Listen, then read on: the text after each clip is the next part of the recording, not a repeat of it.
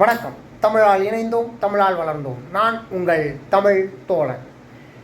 நேற்று பார்த்திங்கன்னா நம்ம சென்னை மெரினா பீச் போயிருந்தேன். ஸோ அப்போது ஒரு காட்சி, அந்த காட்சி வந்து பார்த்திங்கன்னா உண்மையிலே பார்க்கறதுக்கு அழகாகவும் இருந்தது. ஆனால் இந்த கடலோர காவல் படை, அதாவது கோஸ்ட் கார்ட் அப்படின்னு சொல்லுவாங்க. ஸோ அவங்க வந்து பார்த்திங்கன்னா எப்படி ரோந்து பணி, நேற்று வந்து ஞாயிற்றுக்கிழமை.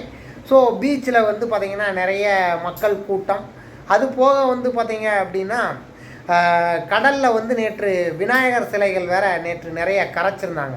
ஸோ அதனால் யாராவது தெரியாமல் உள்ளே போயிட்டாங்களா, இல்லை எதனால் இவங்க ரோந்து பணி மேற்கொண்டாங்க அப்படிங்கிறது தெரியாது. ஆனால் உண்மையிலே பார்க்குறதுக்கும் அழகாக இருந்தது. அந்த ஹெலிகாப்டர் அப்படியே அந்த லைட் அடித்து அந்த கடலை வந்து அவங்க வியூ பண்ணி அதில் கடலில் என்ன ஏதாவது இருக்கா அப்படிங்கிற மாதிரி இருந்தது.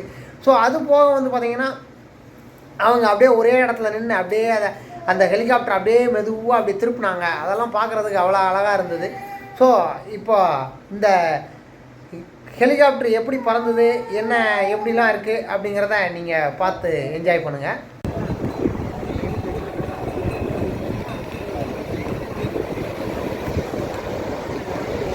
இது வந்து ஒரு கப்பல் வந்து கடலில் லைட் அடித்து தேடுற காட்சி முதல்ல நீங்கள் பார்க்குறீங்க.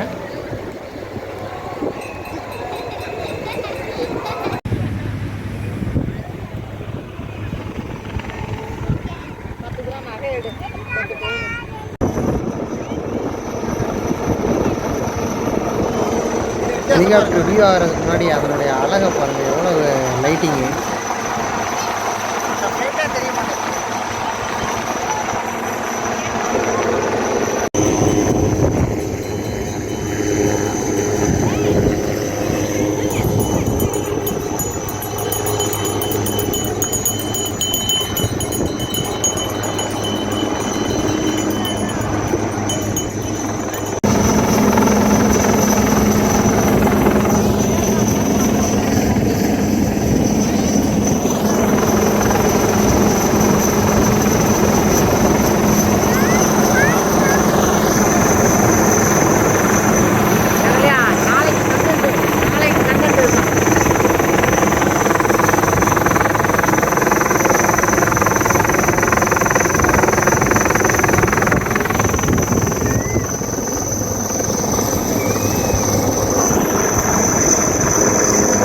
இந்த இடத்துல ஒரு நகைச்சுவையாக ஒரு விஷயம் இருந்துச்சு.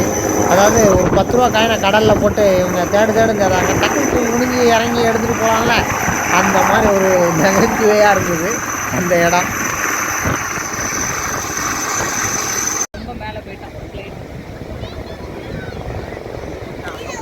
அந்த பெசன்ட் நகர் சர்ச்சில் வந்து பார்த்திங்கன்னா திருவிழா நடந்துகிட்ருக்கு.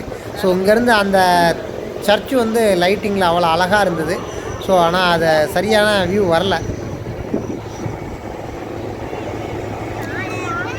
கடைசியாக ஓட்டுறவருக்கு பசி எடுத்துருச்சு போல இருக்குது, கிளம்பிட்டார்.